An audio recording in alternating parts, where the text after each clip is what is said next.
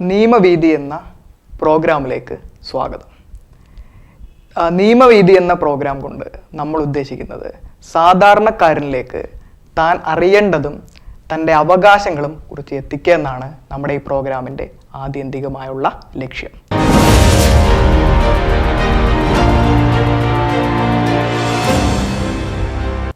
ഇതിലേക്ക് ഇന്ന് നമ്മളുടെ കൂടെ ഉള്ളത് അഡ്വക്കേറ്റ് കെ സുരേഷ് കുമാർ കുറത്തിയാട് സാറാണ്. നമസ്കാരം സാർ. നമസ്കാരം.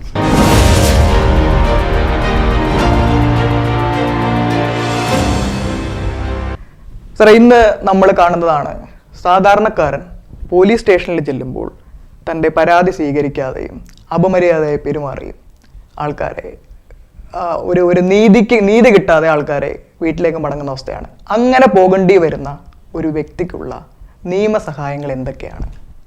നമസ്കാരം. വളരെ വിശദമായി തന്നെ ചർച്ച ചെയ്യേണ്ട ഒരു വിഷയമാണ് എൻ്റെ പ്രിയ സുഹൃത്ത് ശ്രീ നകുൽ എന്നോട് ചോദിച്ചത്. നമുക്കറിയാവുന്നതുപോലെ നമ്മുടെ രാജ്യം ഒരു ക്ഷേമരാഷ്ട്രമാണ്. എല്ലാ പൗരന്മാരുടെയും ആത്യന്തികമായ ക്ഷേമം ഉറപ്പുവരുത്തുക എന്നുള്ളതാണ് ഒരു ആധുനിക ഗവൺമെൻറ്റിൻ്റെ ഉത്തരവാദിത്വം. അതിലെ ഏറ്റവും പ്രധാനപ്പെട്ട പങ്ക് എന്ന് പറയുന്നത് നിയമ സംവിധാനം അഥവാ നമ്മുടെ ലോ ആൻഡ് ഓർഡർ, ക്രമസമാധാനം നമ്മുടെ രാജ്യത്ത് പരിപാലിക്കപ്പെടുക എന്നുള്ളതാണ്. അതിൽ നമ്മുടെ രാജ്യത്തെ പോലീസിനെ സംബന്ധിച്ചിടത്തോളം വളരെ നിർണായകമായ ഒരു പങ്കാണ് നമ്മുടെ ക്ഷേമരാഷ്ട്ര സങ്കല്പത്തിൽ സാധാരണ നമ്മുടെ ജനങ്ങൾക്ക് അത് പ്രാവർത്തികമാക്കി നൽകുന്നതിൽ, ഉറപ്പുവരുത്തുന്നതിൽ വഹിക്കുവാനുള്ളത്. എന്നാൽ ചിലയിടങ്ങളിലെങ്കിലും ഇതിന് അപവാദമായി പോലീസ് മാറാറുണ്ട്. ഈ ഏറ്റവും അടുത്ത സമയത്ത് തന്നെ നമ്മുടെ ബഹുമാനപ്പെട്ട കേരള ഹൈക്കോടതി പോലീസിൻ്റെ പെരുമാറ്റത്തെ സംബന്ധിച്ച് ശ്രദ്ധയിൽപ്പെടുത്തുകയുണ്ടായി. നമ്മുടെ മാധ്യമങ്ങളൊക്കെ അത് വളരെ ചർച്ച ചെയ്തൊരു വിഷയമാണ്. എങ്ങനെ ഒരു പൗരനെ, ഒരു പരാതിക്കാരനെ പോലീസ് സ്റ്റേഷനിൽ നീതിക്കായി എത്തുന്ന ഒരു പോലീസ് സ്റ്റേഷനെ എങ്ങനെ അഭിസംബോധന ചെയ്യണമെന്ന് പോലും പറയുകയുണ്ടായി.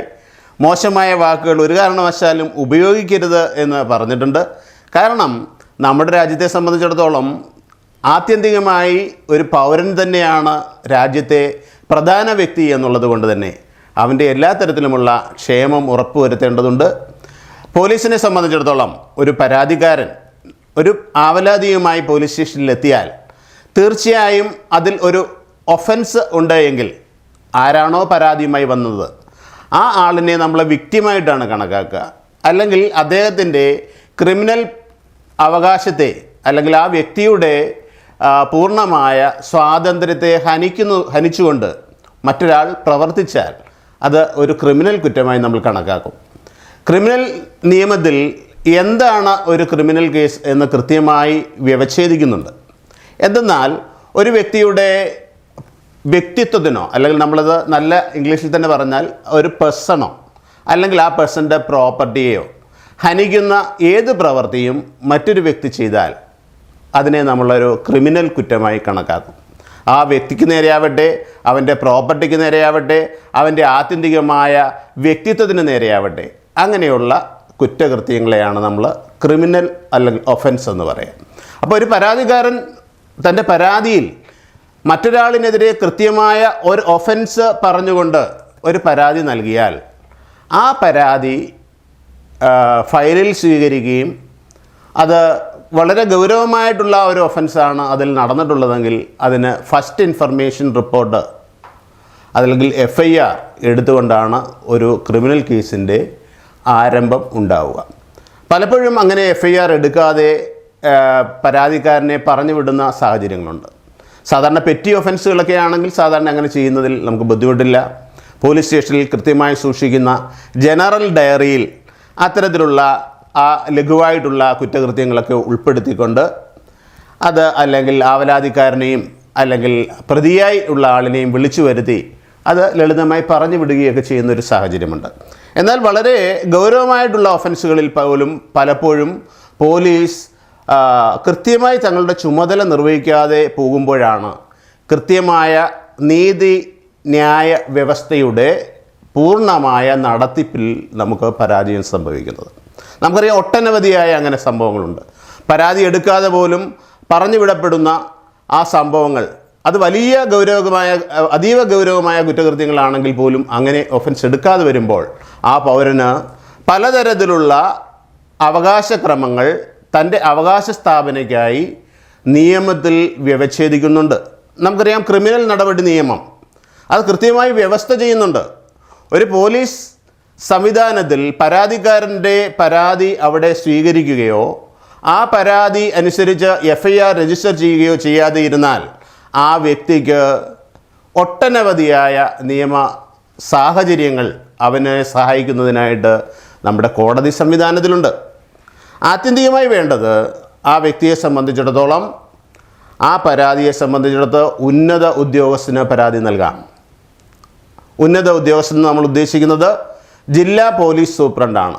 ജില്ലാ പോലീസ് സൂപ്രണ്ടിന് അങ്ങനെ പരാതി രജിസ്റ്റേർഡായി എഴുതി നൽകിക്കൊണ്ട് അദ്ദേഹം ആ ഒഫൻസ് ബോധ്യപ്പെട്ട് ആ ഒഫൻസ് രജിസ്റ്റർ ചെയ്യാൻ ബന്ധപ്പെട്ട സ്റ്റേഷൻ ഹൗസ് ഓഫീസർക്ക് നിർദ്ദേശം നൽകിക്കൊണ്ട് ഒരു ഒഫൻസിന്മേലുള്ള ട്രയൽ നടപടികൾ ആരംഭിക്കാവുന്നതാണ്. അതായത് FIR രജിസ്റ്റർ ചെയ്യാനുള്ള സാഹചര്യം ഉണ്ടാവുന്നതാണ്. ഇനിയും അങ്ങനെ നമ്മുടെ ബന്ധപ്പെട്ട ജില്ലാ പോലീസ് ചീഫ് അപ്രകാരം തനിക്ക് ലഭിക്കുന്ന രജിസ്റ്റേർഡ് നോട്ടീസോ അല്ലെങ്കിൽ പരാതിയോ വേണ്ടത്ര രീതിയിൽ കൈകാര്യം ചെയ്യുന്നില്ല എങ്കിൽ, അല്ലെങ്കിൽ അതിന് വേണ്ടത്ര രീതിയിൽ പരിഗണന നൽകുന്നില്ല എങ്കിൽ ആ വ്യക്തിക്ക് ബഹുമാനപ്പെട്ട ജുഡീഷ്യൽ 1ാം ക്ലാസ് മജിസ്ട്രേറ്റ് കോടതി മുമ്പാകെ, ജുഡീഷ്യൽ 1ാം ക്ലാസ് മജിസ്ട്രേറ്റ് കോടതി എന്ന് പറയുമ്പോൾ നമുക്കറിയാം ഓരോ പ്രദേശത്തിനും അധികാര നിർവഹണത്തിനായിട്ടുള്ള ചുമതല നൽകിക്കൊണ്ടുള്ള കോടതികളുണ്ട്. ഇപ്പോൾ നമ്മളെ സംബന്ധിച്ചിടത്തോളം കായംകുളം കോടതി എന്ന് പറയുമ്പോൾ കായംകുളം കോടതിയുടെ അധികാരപരിധിയിൽ വരുന്ന പോലീസ് സ്റ്റേഷനുകളുണ്ട്. നമുക്കറിയാം കായംകുളം, അതേപോലെ തന്നെ വള്ളികുന്നം, അതേപോലെ തന്നെ കനകക്കുന്ന് തുടങ്ങിയിട്ടുള്ള പോലീസ് സ്റ്റേഷനുകളുണ്ട്. ആ പ്രദേശങ്ങളിലാണ് വരുന്നതെങ്കിൽ ബന്ധപ്പെട്ട കായംകുളം ജുഡീഷ്യൽ 1ാം ക്ലാസ് മജിസ്ട്രേറ്റ് കോടതിയിൽ അഭിഭാഷകൻ മുഖാന്തരം സമീപിച്ചിട്ട് പരാതി തയ്യാറാക്കി അവിടേക്ക് നൽകാവുന്നതാണ്. ബഹുമാനപ്പെട്ട കോടതി അത് ക്രിമിനൽ നടപടി നിയമത്തിൻ്റെ ബന്ധപ്പെട്ട വകുപ്പിൻ പ്രകാരം കൂടുതൽ അന്വേഷണം നടത്തുകയും അതേപോലെ തന്നെ FIR രജിസ്റ്റർ ചെയ്യണമെന്നും ആവശ്യപ്പെട്ടുകൊണ്ട് ബന്ധപ്പെട്ട SHOയ്ക്ക് അത് അയച്ചു നൽകുകയാണ് ചെയ്യുന്നത്. അത് അങ്ങനെ സ്വീകരിക്കുന്ന പെറ്റീഷനുകൾ നമ്മൾ CMP എന്നാണ് സൂചിപ്പിക്കുക, ക്രിമിനൽ മിസലേനിയസ് പെറ്റീഷനുകൾ. ആ ക്രിമിനൽ മിസലേനിയസ് പെറ്റീഷൻ കോടതി ഫയലിൽ സ്വീകരിച്ചിട്ട് ബന്ധപ്പെട്ട പോലീസ് സ്റ്റേഷനിലേക്ക് അത് അന്വേഷണം നടത്തുന്നതിനായിട്ടും FIR രജിസ്റ്റർ ചെയ്യുന്നതിനുമായിട്ട് അയച്ചു നൽകുകയാണ് സാധാരണ ചെയ്യുന്നത്. അപ്പോൾ പോലീസിൻ്റെ ആത്യന്തികമായ ഉത്തരവാദിത്തമാണ് അങ്ങനെ ബഹുമാനപ്പെട്ട കോടതിയിൽ നിന്നും ഒരു CMP അയച്ചു കിട്ടിയാൽ അതിന്മേൽ FIR രജിസ്റ്റർ ചെയ്യുകയും കൃത്യമായ അന്വേഷണം നടത്തി ഫൈനൽ റിപ്പോർട്ട് കോടതിയിൽ ഹാജരാക്കുകയും ചെയ്യുക എന്നുള്ളത്.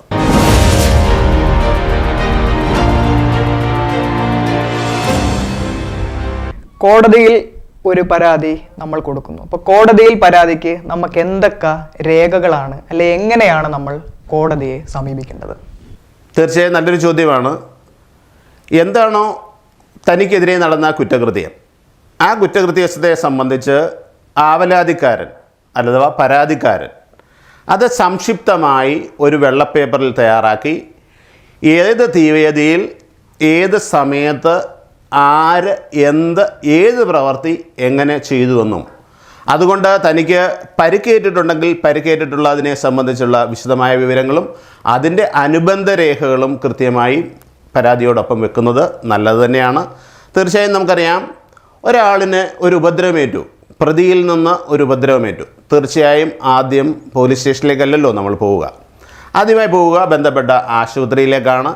തീർച്ചയായും ഇങ്ങനെയുള്ള കേസുകളാണ് എങ്കിൽ ഗവൺമെൻറ് ആശുപത്രിയിൽ തന്നെ ചെല്ലുമ്പോൾ അവിടെ വൂണ്ട് സർട്ടിഫിക്കറ്റ് അല്ലെങ്കിൽ അതിന് പ്രത്യേകിച്ചും നമുക്ക് അതിന് കൃത്യമായ രേഖകൾ എഴുതി തയ്യാറാക്കുന്നതിന് ബന്ധപ്പെട്ട ഗവൺമെൻറ് ആശുപത്രിയിൽ പ്രത്യേകം റെക്കോർഡുകൾ സൂക്ഷിക്കുന്നുണ്ട്. ആക്സിഡൻറ്റ് കം വൂണ്ട് സർട്ടിഫിക്കറ്റ് എന്നുള്ള നിലയിൽ അവിടെ രേഖ സൂക്ഷിക്കുന്നുണ്ട്. അത് ഹിസ്റ്ററി ഓഫ് ഒഫൻസ് കൃത്യമായി അതിൽ പറയണം.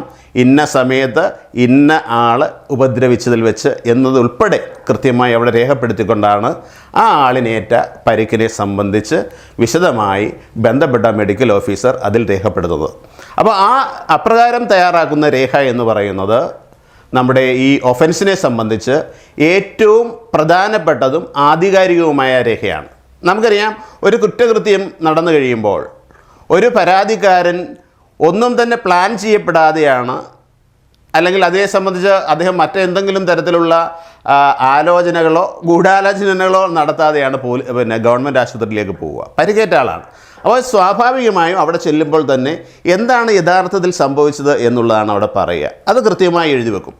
എന്നാൽ താൻ ഉണ്ടാക്കിയിട്ടുള്ള അല്ലെങ്കിൽ തനിക്ക് അനുഭവിക്കേണ്ടി വന്നിട്ടുള്ള ആ കുറ്റകൃത്യത്തെ സംബന്ധിച്ച് ഏതെങ്കിലും തരത്തിലുള്ള ഒരു മാനിപ്പുലേഷൻ നടത്തുകയാണെന്നുള്ള ഉദ്ദേശത്തോടു കൂടിയാണ് അവിടെ വരുന്നതെങ്കിൽ പോലും ആ ഒഫൻസിൻ്റെ ട്രയലിനെ സാരമായി ബാധിക്കുന്ന തരത്തിലേക്കുള്ള ഒരു എൻട്രി ആയിരിക്കും നമ്മുടെ ഹോസ്പിറ്റലിൽ സൂക്ഷിച്ചിട്ടുള്ള ആക്സിഡൻറ്റ് കം വോണ്ട് സർട്ടിഫിക്കറ്റിൽ എഴുതി വെക്കുക. കോടതിയിൽ നേരിട്ട് ഹാജരായി പരാതി നൽകുന്നതിന് നമ്മുടെ ഈ വ്യവസ്ഥകൾ നിർബന്ധമല്ല. എന്നാൽ കൃത്യമായി അങ്ങനെ പരാതി നൽകിയിരിക്കുന്ന രേഖകൾ ഉണ്ടാവണം എന്നുള്ളത് നമ്മുടെ ട്രയൽ കോടതികളെ സംബന്ധിച്ച് നിർബന്ധമാണ്. എന്ന് പറഞ്ഞാൽ നമ്മൾ ലളിതമായി പറഞ്ഞാൽ നമ്മൾ ബന്ധപ്പെട്ട പോലീസ് സ്റ്റേഷനിൽ കൊടുത്ത പരാതിയുടെ പകർപ്പും ആ പരാതി സ്വീകരിച്ചുകൊണ്ടുള്ള പോലീസ് സ്റ്റേഷനിൽ നിന്നുള്ള കൈപ്പറ്റ് രസീതും നമുക്ക് ആത്യന്തികമായി നമ്മൾ സൂക്ഷിച്ചു വെക്കേണ്ടതാണ്. അതിനോടൊപ്പം തന്നെ അങ്ങനെ കൈപ്പറ്റ് രസീത് നൽകിയതിന് ശേഷവും പരാതി നിശ്ചിത ദിവസങ്ങൾക്കുള്ളിൽ എടുക്കാതെ വരികയാണെങ്കിലാണ് നമ്മൾ സാധാരണയായി SP-ക്ക് പരാതിപ്പെടേണ്ടത്. SP-ക്ക് പരാതിപ്പെടുമ്പോഴും അത് രജിസ്റ്റേർഡ് തപാലിൽ അയച്ചു നൽകിയിട്ട് രജിസ്റ്റേർഡ് തപാലിൽ അയച്ചു നൽകിയ പരാതിയുടെ പകർപ്പും പോസ്റ്റൽ രസീതും അക്നോളജ്മെൻറ്റ് കാർഡും നമ്മൾ ബന്ധപ്പെട്ട മജിസ്ട്രേറ്റ് കോടതിയിൽ നമ്മൾ CMB അഥവാ ക്രിമിനൽ മിസലേനിയസ് പെറ്റീഷൻ ഫയൽ ചെയ്യുമ്പോൾ അതിനോടൊപ്പം ഹാജരാക്കേണ്ടതുണ്ട്. അപ്പോൾ ഈ ഇടങ്ങളിലൊന്നും തന്നെ കൃത്യമായി തനിക്ക് നീതി കിട്ടാതെ വന്നു എന്നുള്ളത് ബഹുമാനപ്പെട്ട കോടതിയെ ബോധിപ്പിക്കുവാനുള്ള ഉത്തരവാദിത്വം കൂടി ഒരു പരാതിക്കാരനുണ്ട്.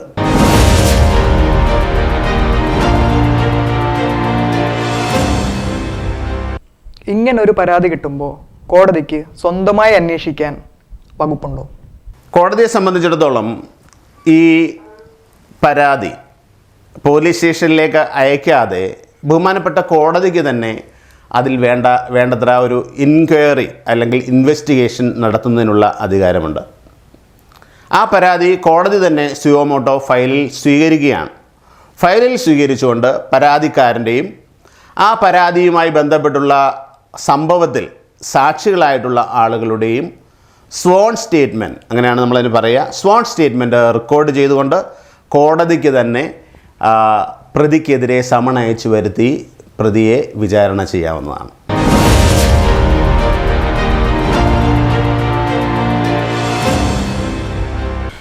കോടതിയിൽ നിന്നും പോലീസിനെ നിർദ്ദേശിക്കുകയാണ്.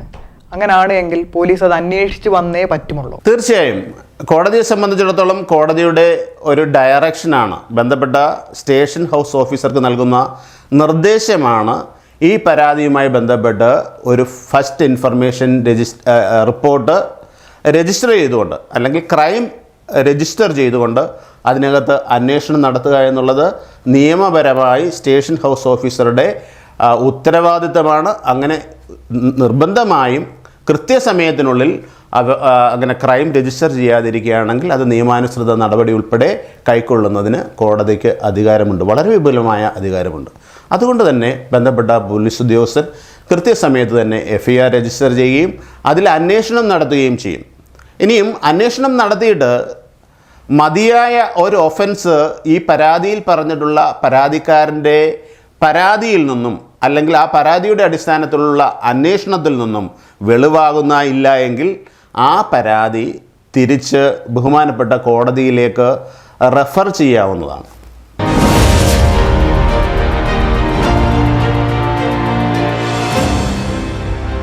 പോലീസ് മുമ്പാകെ കോടതിയിൽ നിന്നും അന്വേഷിക്കാൻ അയച്ചു.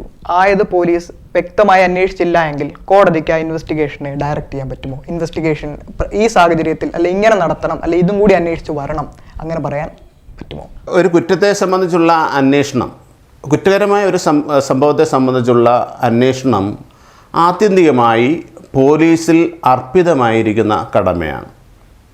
എന്നാൽ പോലീസിൻ്റെ ഭാഗത്തു നിന്ന് ഉദാസീനത ഉണ്ടായാൽ ഇന്ന സംഭവങ്ങളെ സംബന്ധിച്ച് കൃത്യമായ അന്വേഷണം നടത്തേണ്ടതുണ്ട് എന്ന് പരാതിക്കാരന് ബഹുമാനപ്പെട്ട കോടതിയിൽ ബോധിപ്പിക്കാവുന്നതാണ്.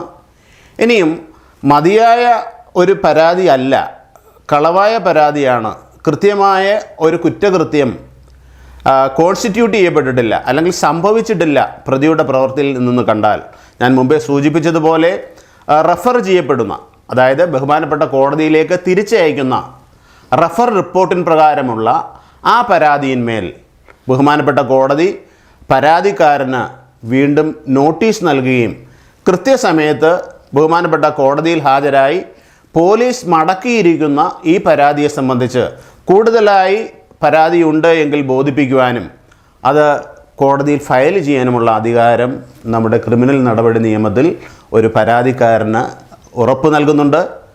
പരാതിക്കാരൻ ഇപ്രകാരമുള്ള റെഫർ നോട്ടീസ് കൃത്യമായി ബഹുമാനപ്പെട്ട കോടതി നിർദ്ദേശിക്കുന്ന ദിവസം അഭിഭാഷകൻ മുഖാന്തരം കോടതിയിൽ ഹാജരായിട്ട് അയാൾക്കതിൽ പ്രൊട്ടസ്റ്റ് കംപ്ലയിൻറ്റ് ഫയൽ ചെയ്യാവുന്നതാണ്. അപ്പോൾ നേരത്തെ നൽകിയിട്ടുള്ള ആ കംപ്ലയിൻറ്റ് തന്നെ അല്ലെങ്കിൽ ആ കോൺസ്റ്റിറ്റ്യൂട്ട് ചെയ്തിട്ടുള്ള ആ ഒഫൻസ് ഉൾപ്പെടുത്തിക്കൊണ്ട് ഫയൽ ചെയ്യുന്ന പ്രൊട്ടസ്റ്റ് കംപ്ലയിൻറ്റ് കോടതി വീണ്ടും ഫയലിൽ സ്വീകരിക്കുകയും ഹർജിക്കാരനെയും അല്ലെങ്കിൽ ആവലാതിക്കാരനെയും കോടതി തന്നെ വിസ്തരിക്കുകയും അതേപോലെ തന്നെ ആവലാതിക്കാരൻ ഹാജരാക്കുന്ന സാക്ഷികളെ വിസ്തരിക്കുകയും തെളിവുകൾ രേഖപ്പെടുത്തുകയും ചെയ്തുകൊണ്ട് ആ കേസിലെ ആരാണോ കുറ്റാരോപിതനായിട്ടുള്ള ആൾ, ആ കുറ്റാരോപിതനായിട്ടുള്ള ആളെ വിളിച്ചു വരുത്തി അയാളെ വിചാരണ ചെയ്യുന്നതിനുള്ള നടപടി ബഹുമാനപ്പെട്ട കോടതി തന്നെ കൈക്കൊള്ളുന്നതാണ്. നമുക്കറിയാം, ഒരു പരാതി ഒരു വ്യക്തിക്കെതിരെ ഉന്നയിച്ചു കഴിഞ്ഞാൽ അയാളൊരു കുറ്റാരോപിതൻ മാത്രമാണ്. നമ്മുടെ നിയമത്തെ സംബന്ധിച്ചിടത്തോളം ഒരു കുറ്റത്തിൽ ഉൾപ്പെടുത്തപ്പെട്ട ഒരു പ്രതി, അയാളെ നമ്മൾ ഇന്നസെൻ്റായി നിഷ്കളങ്കനായി കാണണമെന്ന് തന്നെയാണ്. ആ ആളിനെതിരെയുള്ള കുറ്റകൃത്യം ആത്യന്തികമായി ബഹുമാനപ്പെട്ട കോടതി മുമ്പാകെ വിചാരണ നടത്തി ആ കുറ്റാരോപിതനെതിരെയുള്ള കുറ്റകൃത്യം ആത്യന്തികമായി തെളിയിക്കപ്പെട്ടതിന് ശേഷം മാത്രമേ അയാൾ കുറ്റവാളിയാകുന്നുള്ളൂ എന്നുള്ളതാണ് നമ്മുടെ നിയമവ്യവസ്ഥയുടെ ഏറ്റവും അനുഗ്രഹീതമായ വശമെന്ന് പറയുന്നത്.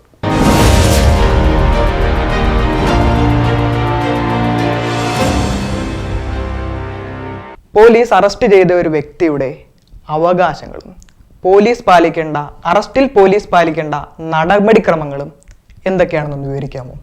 ആത്യന്തികമായി ഒരു പൗരൻ്റെ അവകാശങ്ങളും മൗലിക അവകാശങ്ങളും ഫണ്ടമെൻ്റൽ റൈറ്റ്സും അത് സംരക്ഷിക്കപ്പെടാതെ പോകുന്ന സാഹചര്യങ്ങൾ പല സാഹചര്യങ്ങളിലും നമ്മുടെ സ്വാതന്ത്ര്യാനന്തര ഭാരതത്തിൽ ഉണ്ടായിട്ടുണ്ട്. അതുകൊണ്ട് തന്നെയാണ് ബഹുമാനപ്പെട്ട നമ്മുടെ സുപ്രീം കോടതി DK Basu versus state of West Bengal കേസിൽ ഒരു പൗരൻ അറസ്റ്റ് ചെയ്യപ്പെടുകയാണെങ്കിൽ ആ ആളിൻ്റെ അവകാശങ്ങൾ കൃത്യമായി എന്തൊക്കെയാണെന്ന് വ്യാഖ്യാനിച്ചുകൊണ്ട് നിർദ്ദേശം നൽകിയിട്ടുള്ളത്. ആ വ്യക്തിയെ സംബന്ധിച്ചിടത്തോളം ആത്യന്തികമായ അവൻ്റെ പൗരാവകാശത്തെ സംരക്ഷിക്കുന്നതിന് വേണ്ടി കൃത്യമായി എന്തൊക്കെ പോലീസ് ചെയ്യണമെന്ന് കൃത്യമായി അറിയിക്കുന്നുണ്ട്.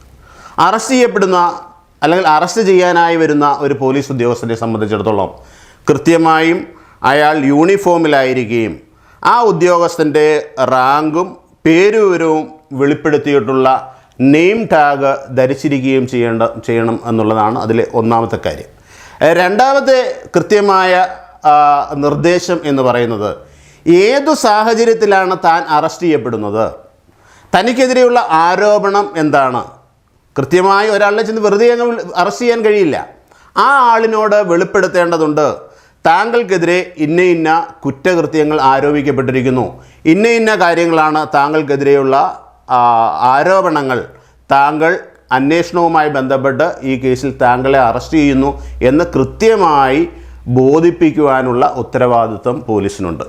അതേപോലെ തന്നെ അങ്ങനെ അറസ്റ്റ് ചെയ്യപ്പെടുന്ന ഒരു വ്യക്തിയെ സംബന്ധിച്ചിടത്തോളം ഒരു അറസ്റ്റ് മെമ്മോ തയ്യാറാക്കി, ആ അറസ്റ്റ് മെമ്മോ തയ്യാറാക്കേണ്ടത് നമ്മുടെ നാട്ടിലെ പ്രധാനപ്പെട്ട ഒരു വ്യക്തിയുടെ സാന്നിധ്യത്തിലോ അല്ലെങ്കിൽ അയാളുടെ ഏറ്റവും അടുത്ത ഒരു ബന്ധുവിൻ്റെ സാന്നിധ്യത്തിലോ അപ്രകാരം ഒരു അറസ്റ്റ് മെമ്മോ തയ്യാറാക്കി ബന്ധപ്പെട്ട ജുഡീഷ്യൽ 1ാം ക്ലാസ് മജിസ്ട്രേറ്റ് കോടതിയിലേക്ക് അപ്പോൾ തന്നെ അയച്ചു നൽകണം എന്നുള്ള ഒരു ഉത്തരവാദിത്വവും പോലീസിന് നിർദ്ദേശിക്കുന്നുണ്ട്. ഇനിയും ഏറ്റവും അടുത്ത ഒരു ബന്ധുവിനെയോ ഏറ്റവും അടുത്ത ഒരു സുഹൃത്തിനെയോ അങ്ങനെ അറിയിക്കുന്നതിന് സാഹചര്യമില്ല, മറ്റൊരു ജില്ലയിലാണ് അപ്രകാരം ഈ കുറ്റാരോപിതൻ്റെ ബന്ധുക്കൾ എങ്കിൽ 8 മുതൽ 12 മണിക്കൂറിനുള്ളിൽ തന്നെ ഈ വിവരം തപാലിലോ ടെലഗ്രാമിലോ, അതൊക്കെ നമ്മുടെ നിയമത്തിൽ പഴയത് പറയുന്നതാണെങ്കിൽ പോലും ഇന്ന് നമുക്ക് ഏറ്റവും അത്യന്താധുനികമായിട്ടുള്ള വാട്സപ്പ് സന്ദേശങ്ങളുണ്ട്, ഇമെയിൽ സന്ദേശങ്ങളുണ്ട്. അത് കൃത്യമായി അയാളുടെ ബന്ധുക്കളെ, അന്യ ജില്ലയിലുള്ള അന്യ സ്ഥലത്തുള്ള ബന്ധുക്കളെ അറിയിക്കുവാനുള്ള ഉത്തരവാദിത്വവും പോലീസിനുള്ളതാണ്. അതിലെ ഏറ്റവും പ്രധാനപ്പെട്ട മറ്റൊരു വശം എന്ന് പറയുന്നത്, അറസ്റ്റ് ചെയ്യപ്പെടുന്ന ആളിനെ കൃത്യമായി മജിസ്ട്രേറ്റിൻ്റെ മുമ്പാകെ ഹാജരാക്കിക്കൊള്ളണം. അതിന് കൃത്യമായി സമയം വ്യവസ്ഥ ചെയ്യുന്നുണ്ട്. അറസ്റ്റ് രേഖപ്പെടുത്തി 24 മണിക്കൂറിനുള്ളിൽ തന്നെ ബന്ധപ്പെട്ട മജിസ്ട്രേറ്റിൻ്റെ മുമ്പാകെ പ്രതിയെ ഹാജരാക്കേണ്ടതുണ്ട്. നമുക്കറിയാം അവിടെയും പഴുതുകളുണ്ട് പോലീസിനെ സംബന്ധിച്ചിടത്തോളം. അതുകൊണ്ട് തന്നെ പലപ്പോഴും പ്രതികളെ അറസ്റ്റ് ചെയ്ത് കഴിഞ്ഞാൽ ഒരുപക്ഷെ അറസ്റ്റ് രേഖപ്പെടുത്തുന്ന സമയം മുതൽ മാത്രമാണ് 24 മണിക്കൂർ ആരംഭിക്കുക. ചിലപ്പോൾ 2-3 ദിവസവും കസ്റ്റഡിയിൽ വെച്ചിട്ടായിരിക്കും അറസ്റ്റ് രേഖപ്പെടുത്തുന്നത്. അങ്ങനെയൊക്കെയുള്ള നിയമത്തിൻ്റെ വശങ്ങളെ ദുരുപയോഗം ചെയ്യുന്ന സാഹചര്യങ്ങൾ പലപ്പോഴും ഉണ്ടാകാറുണ്ട്.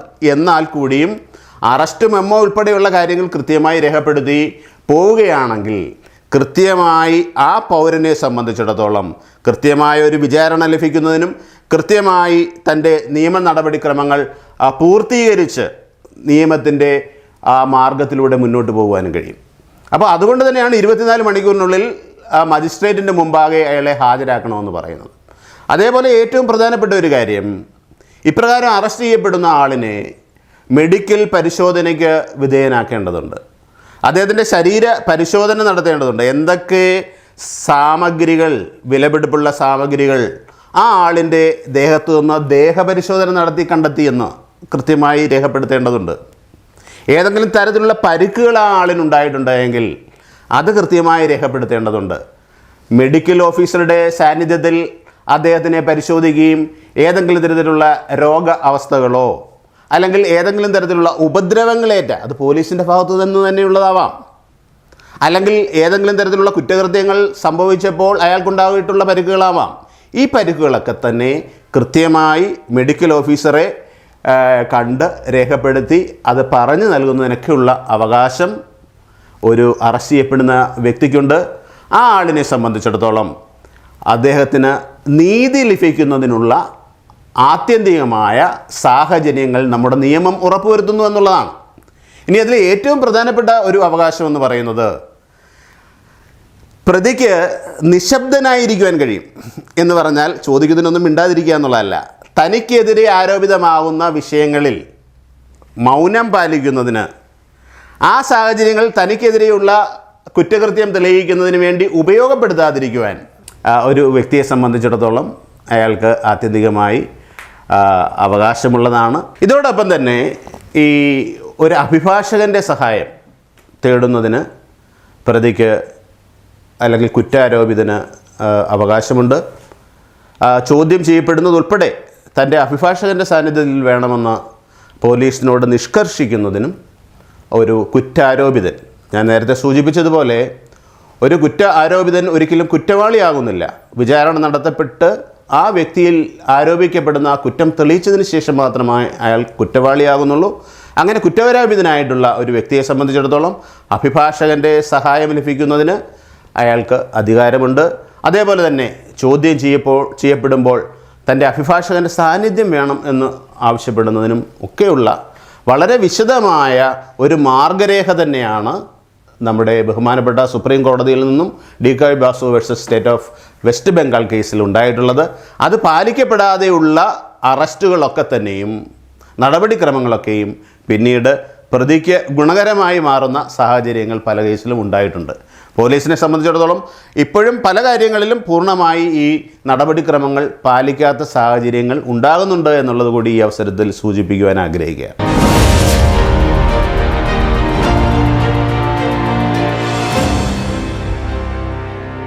പോലീസ് അറസ്റ്റ് ചെയ്യേണ്ട മാനദണ്ഡങ്ങൾ എന്തൊക്കെയാണ്? ഒരു പുരുഷനെ അറസ്റ്റ് ചെയ്യുമ്പോഴും അല്ലെങ്കിൽ ഒരു സ്ത്രീയെ അറസ്റ്റ് ചെയ്യുമ്പോഴും പോലീസ് പാലിക്കേണ്ട മാനദണ്ഡങ്ങൾ എന്തൊക്കെയാണ്? ഞാൻ മുമ്പേ സൂചിപ്പിച്ചതുപോലെ ദേഹപരിശോധന ഉൾപ്പെടെയുള്ള കാര്യങ്ങളിൽ ഒരു പുരുഷനെ ദേഹപരിശോധന നടത്തുമ്പോൾ, അതേപോലെ ഒരു സ്ത്രീയെ ദേഹപരിശോധന നടത്തുമ്പോൾ വ്യത്യസ്തമായ സാഹചര്യങ്ങളാണുള്ളത്. ഒരു വനിതയ്ക്കെതിരെയാണ്, ഒരു സ്ത്രീക്കെതിരെയാണ് കുറ്റാരോപണമെങ്കിൽ ആ സ്ത്രീയുടെ ദേഹപരിശോധന കൃത്യമായും വനിതാ പോലീസ് തന്നെ നിർവഹിച്ചിരിക്കണമെന്നുള്ളത് നിർബന്ധമാണ്. ഒരു കാരണവശാലും പുരുഷന്മാരായിട്ടുള്ള പോലീസുകാരുടെ സാന്നിധ്യത്തിലാവരുത് അങ്ങനെ ദേഹപരിശോധന നടത്തുന്നത്. ആത്യന്തികമായി ആ സ്ത്രീയുടെ വ്യക്തിത്വത്തെ, അവരുടെ അഭിമാനത്തെ ഭഞ്ജിക്കാതെ കൃത്യമായി നിയമ സംവിധാനത്തിൽ, നീതി നിർവഹണത്തിൽ ദേഹപരിശോധനയൊക്കെ ഉൾപ്പെടെ നടത്തണമെന്ന് കൃത്യമായ വ്യവസ്ഥ ചെയ്യുന്നുണ്ട്.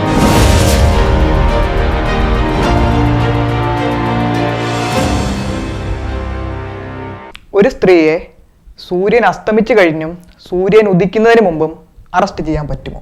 അങ്ങനെ അറസ്റ്റ് ചെയ്യുന്നെങ്കിൽ അതിൻ്റെ മാനദണ്ഡം എന്തൊക്കെ? തീർച്ചയായും നമുക്കറിയാം, ഇവിടെ നമ്മൾ വളരെ ഗൗരവമായി പരിശോധിക്കേണ്ടത് കുറ്റാരോപിതയായിട്ടുള്ള സ്ത്രീ ചെയ്തിട്ടുള്ള കുറ്റകൃത്യം അതിൻ്റെ തീവ്രത അനുസരിച്ച്, ഇപ്പോൾ ഒരു പെറ്റി ഒഫൻസിലാണ് എങ്കിൽ, വളരെ നിസ്സാരമായ ഒരു വിഷയമാണ് എങ്കിൽ ആ സ്ത്രീയോട് സാധാരണ നിലയിൽ നമ്മൾ ഈ സന്ധ്യാസമയത്തിനും നേരം പുലരുന്നതിനും ഇടയ്ക്കുള്ള ആ രാത്രി കാലയളവ്, നമുക്കങ്ങനെ തന്നെ പറയാം, ആ കാലയളവിൽ അങ്ങനെ ഒരു സ്ത്രീയുടെ പ്രൈവസിയെ ബാധിക്കുന്ന തരത്തിലുള്ള ഇടപെടലുകൾ പോലീസിൻ്റെ ഭാഗത്തുനിന്ന് ഉണ്ടാകാൻ പാടില്ല എന്നാണ്.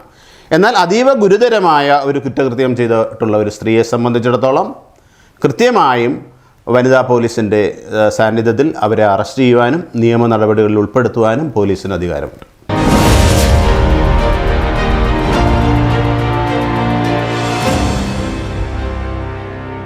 ഒരു സ്ത്രീയെ സൂര്യൻ അസ്തമിച്ചു കഴിഞ്ഞും സൂര്യൻ ഉദിക്കുന്നതിന് മുമ്പും അറസ്റ്റ് ചെയ്യണമെങ്കിൽ മജിസ്ട്രേറ്റിൻ്റെ അനുവാദം വേണമെന്ന് നിയമമുണ്ടോ സാറേ? തീർച്ചയായും.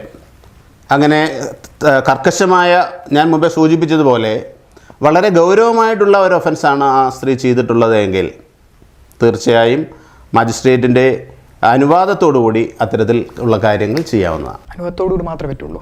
സാറ് മുമ്പേ സൂചിപ്പിച്ചതുപോലെ ഒരു വ്യക്തിയെ അറസ്റ്റ് ചെയ്താൽ അയാളെ വൈദ്യപരിശോധനയ്ക്ക് വിധേയനാക്കേണ്ടതായുണ്ട്. അങ്ങനെ ഡോക്ടർ തയ്യാറാക്കുന്ന വൈദ്യപരിശോധന റിപ്പോർട്ടിൻ്റെ ഒരു കോപ്പി കിട്ടാൻ പ്രതിക്ക് അവകാശമുണ്ട്.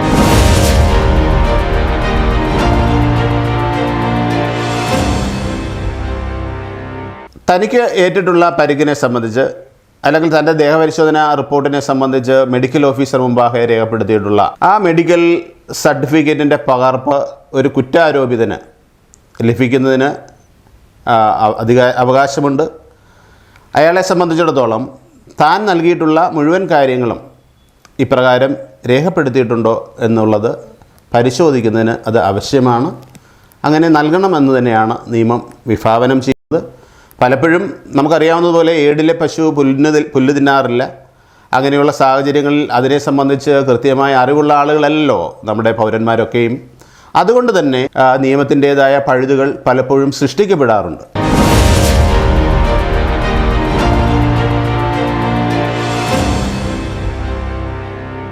പോലീസ് അറസ്റ്റ് ചെയ്ത് 24 മണിക്കൂറിനുള്ളിൽ പ്രതിയെ കോടതി മുമ്പാകെ ഹാജരാക്കേണ്ടതായിട്ടുണ്ട്.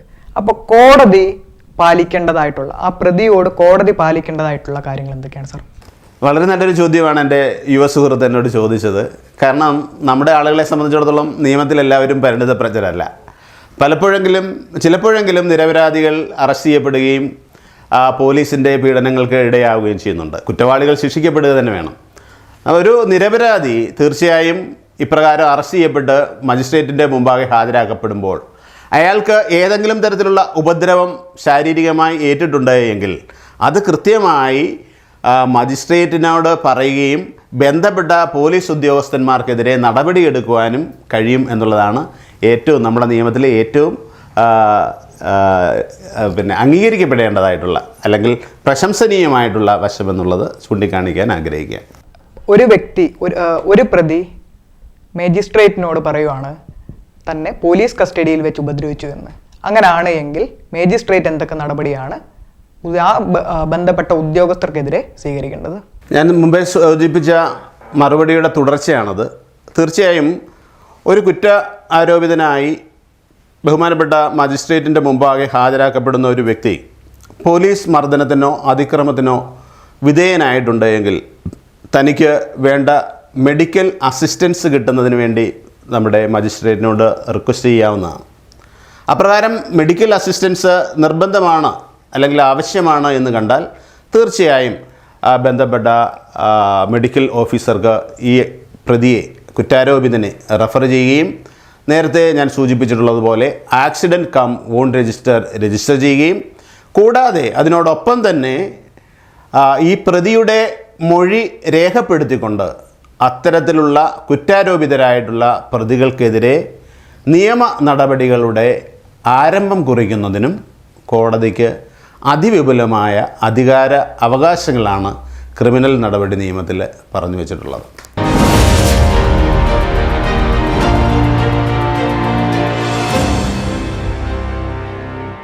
ഒരു പ്രതി തന്നെ ഉപദ്രവിച്ചു എന്ന് മജിസ്ട്രേറ്റിനോട് പരാതി പറഞ്ഞാൽ ആ പരാതി അന്വേഷിക്കാൻ പോലീസിനെ തന്നെ ചുമതലപ്പെടുത്താതെ മജിസ്ട്രേറ്റിന് അന്വേഷിക്കാനുള്ള അധികാരമുണ്ടോ? തീർച്ചയായിട്ടും ഉണ്ട്. നമുക്കറിയാം, ആരാണോ കുറ്റകൃത്യം ചെയ്തത് ആ കുറ്റകൃത്യം ചെയ്ത ആളുകളെ കൊണ്ട് തന്നെ ആ കേസിനെക്കുറിച്ച് അന്വേഷണം നടത്തിയാൽ എന്താകും റിസൾട്ട് എന്നുള്ളത് നമുക്ക് ലളിതമായി ചിന്തിക്കാവുന്ന കാര്യമേ ഉള്ളൂ. അതുകൊണ്ട് തന്നെ തീർച്ചയായും അത്തരത്തിലുള്ള സാഹചര്യങ്ങൾ ആ ബന്ധപ്പെട്ട പോലീസിനാവില്ല അതിൻ്റെ അന്വേഷണ ചുമതല നൽകുക. പോലീസിന് അങ്ങനെ ചുമതലപ്പെടുത്തുന്നുവെങ്കിൽ ബന്ധപ്പെട്ട ആ പോലീസ് ഉദ്യോഗസ്ഥൻ്റെ ഉന്നത ഉദ്യോഗസ്ഥർക്ക് മാത്രമേ അത്തരത്തിലുള്ള ക്രൈമുകൾ, പോലീസിനെതിരെയുള്ള ക്രൈമുകൾ അന്വേഷിക്കുന്നതിനായിട്ട് കോടതി ചുമതലപ്പെടുത്താറുള്ളൂ. അതല്ല എങ്കിൽ കോടതിക്ക് തന്നെ ഈ പരാതിക്കാരൻ്റെ പരാതി സുവോ മോട്ടോ ഫയലിൽ സ്വീകരിച്ചുകൊണ്ട് അയാളുടെ സ്റ്റേറ്റ്മെൻറ്റ് രേഖപ്പെടുത്തിക്കൊണ്ട് പ്രതിക്കെതിരെ സമൺ അയച്ചു വരുത്തി അയാളെ വിചാരണ ചെയ്യാവുന്നതാണ്. ഇന്ന് നമ്മൾ ഇവിടെ ഡിസ്കസ് ചെയ്തത് ക്രിമിനൽ നടപടിക്രമങ്ങളിൽ സാധാരണ വ്യക്തി അറിയേണ്ടതായിട്ടുള്ള കാര്യങ്ങളാണ്. ഇത് വളരെ വിപുലമായ ഒരു ടോപ്പിക്കാണ് ആയത്. വളരെ ലളിതമായി നമുക്ക് ചെറിയ സമയത്തിനുള്ളിൽ പറഞ്ഞു തന്ന സാറിന് എൻ്റെ നമസ്കാരം. അടുത്ത ഒരു ടോപ്പിക്കുമായി നമ്മളുടെ നിയമവീതി അടുത്ത ആഴ്ചയിൽ തുടരുന്നതാണ്.